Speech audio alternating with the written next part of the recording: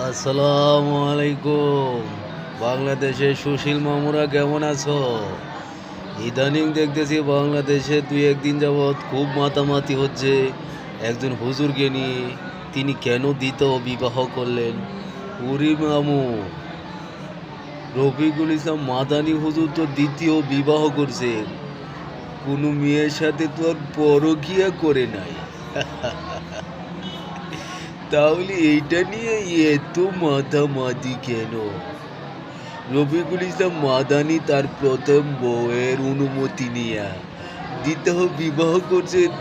তার সামর্থ্য আছে, তার প্রয়োজন আছে, কিন্তু এগুলা দেখো না সুশীল সমাজ মামুরা, সুশীল মামুরা, হ্যাঁ, এইগুলা নিয়ে মাতামাতি করতে পারো না? যে দেখো না ভার্সিটিতে, পার্কে, রেস্টুরেন্টে, এরপরে হোটেলে, হ্যাঁ, অবাধে মিলামিশা হচ্ছে, এইগুলা নিয়ে একটু লেখালেখি করা যায় না? আর হেথে বেচারা হুজুর মানুষ দেখিয়া দ্বিতীয় বিবাহ করলো কেন? এই নিয়ে সুশীল সমাজ মেতে উঠেছে।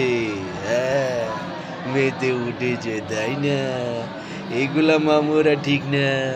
হ্যাঁ, সুশীল সমাজকে বলছি, হ্যাঁ, হলুদ সাংবাদিক ভাইয়েরা একটু ভালো মনোযোগ দিয়ে কথাগুলা খেয়াল করে চিন্তা ভাবনা করে দেখেন কথাগুলা কি ঠিক আছে কিনা।